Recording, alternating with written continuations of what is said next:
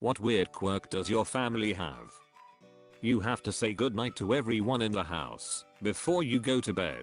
If they're already asleep, you have to say it outside of their door just in case they may still be awake to hear it. I never thought anything of this until I spent the night at my ex's house and I wanted to say goodnight to his roommates. I seriously thought everyone did this. Are you a member of the Waltons? Goodnight John Boy. Goodnight Elizabeth. Goodnight Mary Ellen. Goodnight Jim Bob. Goodnight Jim Bob. Or, we do this to my oldest son is 17 and still kisses me and his dad on the cheek and says goodnight. He will even text us goodnight when he is out. My youngest is 9 and still want to be tucked in and cuddled before bed. I love it. I was raised alone by a single mother and she was very affectionate like that towards me too. Now that I'm 25 and I moved out, I miss it dearly. Keep that tradition alive as long as you can.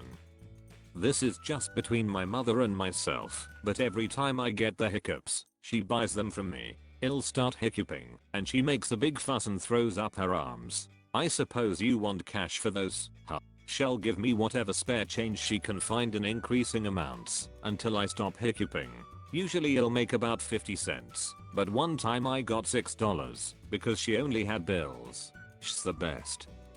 This is really cute. Doesn't work on someone who can hiccup on demand.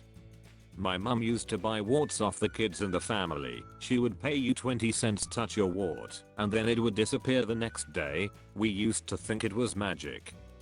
It sounds like it is. On the hiccup theme, when my sister was pregnant she started hiccuping often. She googled to find out why it was happening. One of the less reputable sources she found said something like you've been hiccuping all along and just now noticed. Now whenever either of us hiccups the other says you've been doing that all along. And the only proper response is yeah, I've just now noticed. Jeopardy every night. We always set it to record because sometimes we don't have time to watch it when it airs. Now we don't give the answer in the form of a question or keep score. It's not that extreme, but the person that gets Final Jeopardy gets high fives. When I'm away at school my mom texts me the Final Jeopardy question, so I still get to play a little when I'm away. We play Psychic Jeopardy. When the category for Final Jeopardy is announced, you have to give your response during the commercial break before the answer question is revealed. Winning Psychic Jeopardy is amazing. I've only done it once. American poets is always Walt Whitman or Robert Frost and I lived on that glory for months. I did that once when it said football plays. The answer was Hail Mary. I was impressed with myself. Did you pick it just because it was your Hail Mary? This is so wholesome and cute. I bet you're la killer at trivia nights. My dad always knew Final Jeopardy. He's passed on now, but when my mom and brother get together we watch Jeopardy together still. Once my younger sister stopped believing in Santa around 15 years ago. My parents started making our Christmas presents from dogs that we knew. Our dog, our cousin's dog, our neighbor's dog. I think on this particular Christmas Eve, mum and dad were delirious and thought it would be funny, and it has stuck. My parents now have 3 chickens, and they do all our Christmas shopping each year, apparently. Edit. To clarify, the presents were made out to be given from dogs we knew. They were none the wiser as to what they got us. My parents starting making our Christmas presents from dogs. Those poor dogs. I realize now how it sounds. My error. I should clarify no animals were harmed in the giving of gifts. Except for the reindeer, who no longer have jobs. This year you get a hat. Yay. Something normal. Made out of dog ears. Oh. I always get birthday cards presents from my dad's dog. I'm 47.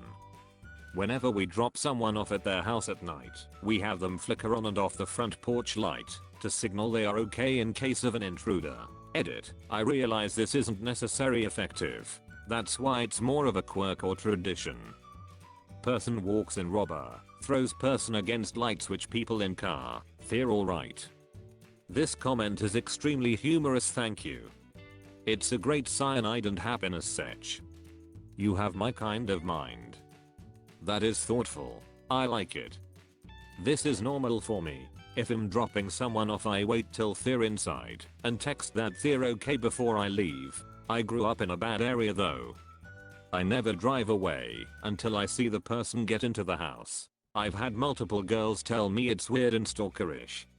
Was just talking about this last night with my siblings. We have Vietnamese names and all speak the language. But for some reason everyone pronounces my sister's and my name in English. We just forego the proper pronunciation and read it as it would if it were an English word.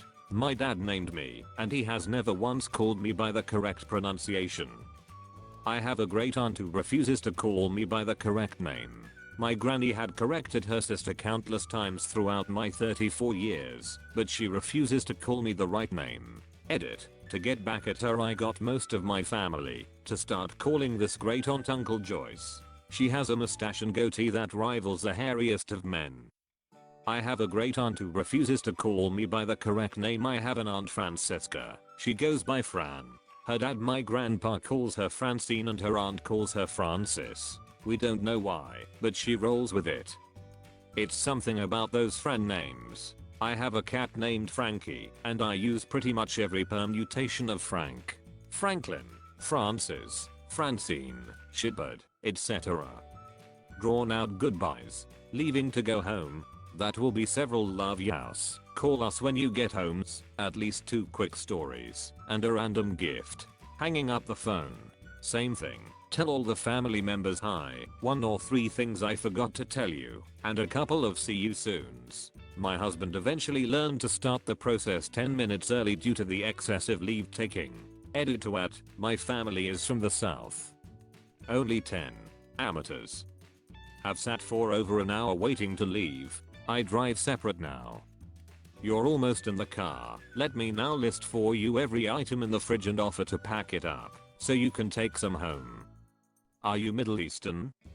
Not up, but I am. It was hilarious watching my white husband try to hang up the phone when talking to my aunt.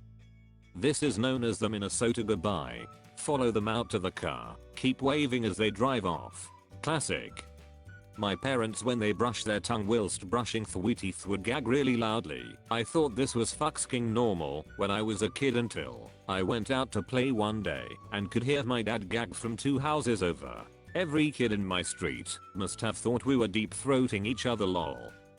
We only had 1 bathroom growing up.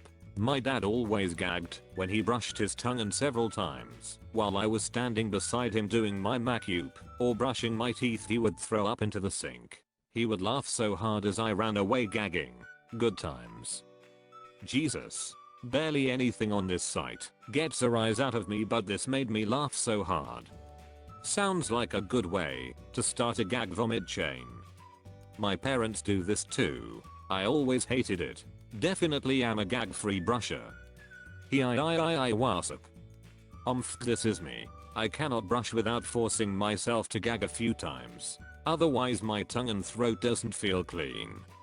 My father's side are all closeted atheists. Apparently, they all come out to me because I'm the hippie of the family. Whenever a new one admits it to me, I'll reassure them by saying, you know, is an atheist too, and they just shake their heads, disbelieving. None of them believe me that their brother sister children are also atheists. It's equally hysterical and frustrating. You should sit them all down and have a group intervention where you reveal that they all share the same terrible secret.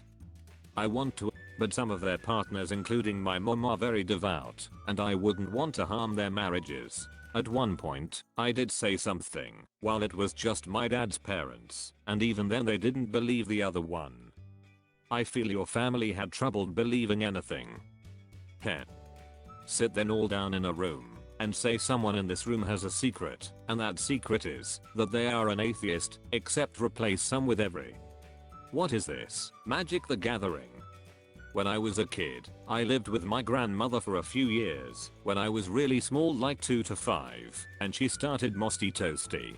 As in, she would say I love you the Musty toasty, and I would say I love you the Musty toasty too. Then she would gasp really dramatically and say, but don't you love mommy the Musty toasty? And I would panic and exclaim, yes I do. I love you both the Musty toasty. But my grandmother would then say, oh no, my name, you can only love one person the Musty toasty. You have to pick.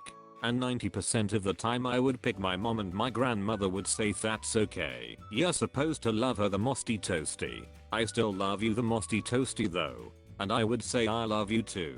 And if I picked my grandmother instead, she would tell me she was gonna call my mom and tell her that I didn't love her the Musty toasty anymore. And I would go no don't tell her that. I do love her the Musty toasty. I do it with my kids now, but only the eldest can really say it. My son is just shy of 2 years old, and somehow it became a contest. The first one to say I love you the Musty toasty wins, and you can do it any time of day. You can surprise attack with it and that's it. You've won for the day. My daughter's fond of nailing me with it right as she's walking out the door to the bus stop. We've also changed the there can be only one rule, to include others, so we can love more than one person the Musty toasty.